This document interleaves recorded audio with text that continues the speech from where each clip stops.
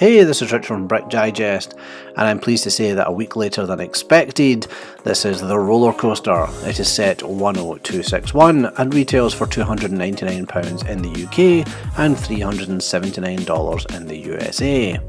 My first impression of this set is the size. It is more than 3 base plates wide and also more than 1.5 base plates deep, which means you will need a significant amount of space to display it once finished. It is the first set I've ever built where I actually had to stand up in order to get the pieces at the top.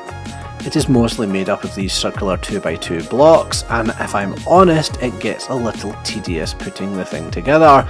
There are many bags in this set that are nothing but those pieces, and eventually it gets a little boring repeating the same tower things over and over again. Throughout the set are a number of excellent details, including this cotton candy cart and this map showing the other LEGO theme park sets.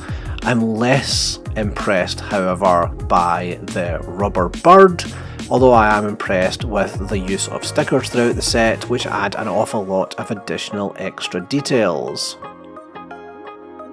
The set works through this rotating element here, which then in turn, through a series of cogs, makes this chain on the other side move. This chain is what ultimately then lifts the carriage all the way up to the top of the set, where then gravity does the rest. This is a 203 piece chain link, which comes very near the end of the building process, so just as you think you are completed, you are presented with that, which didn't exactly put a smile on my face. The rest of the mechanism is quite complicated with a number of different connections, different cog sizes, and a process that has to not only move that 203 piece chain, but also move the wheels at the top, which push the carriage around the top bend.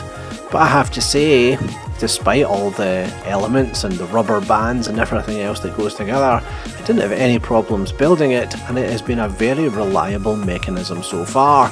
I've had far more problems with Technic sets in the past.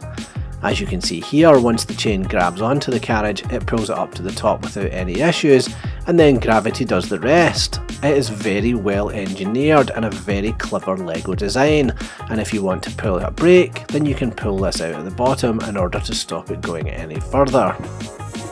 There is of course no fun at all in that, and you'll want this set to keep on going for as long as possible, and in the tests I've done so far, I found it to be very reliable. I've left it sitting and the carriage just keeps on going round and round without any problems with sticking chains or derailing carriages. I'm pleased to say that if you really wanted to, you could leave this running for a long time, although you may not want to put up with the noise, as like all the theme park sets, it is very loud, and in fact when I have both this and the Ferris wheel and the carousel running, it is quite the racket. You can see here the mechanism working very well to push the carriage around the bend at the top, and the speed that the train is able to get up to is also quite impressive. You can understand why I have placed a figure at the front of the carriage who is screaming for dear life, because there is no doubt that he will go round the bends at good roller coaster speeds, something that you would not expect from a simple LEGO set. Of course, I had a lot of fun shooting some of this in slow motion, just so you could see exactly what that process of the carriage being pushed round the bend was like. At the bottom here is this other carriage which slides back and forth to bring a second train into view, and of course slides back right in again, although of course be careful if you have it out if you have the train running at the time. It is actually possible to have both carriages running at the same time, as you can see here, and both of them get pulled up and get pushed round.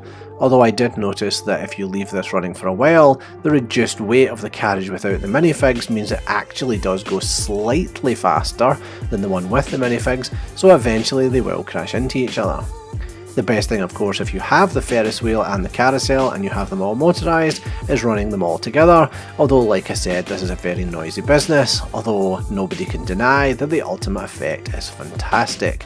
For that alone, if you have the other two sets, it's probably worth picking this one up as well. So that's another video from Brick Digest. My name is Richard. If you liked this video, then please do subscribe, give this video a thumbs up, and for all the latest LEGO news and reviews, please head over as always to brickdigest.com.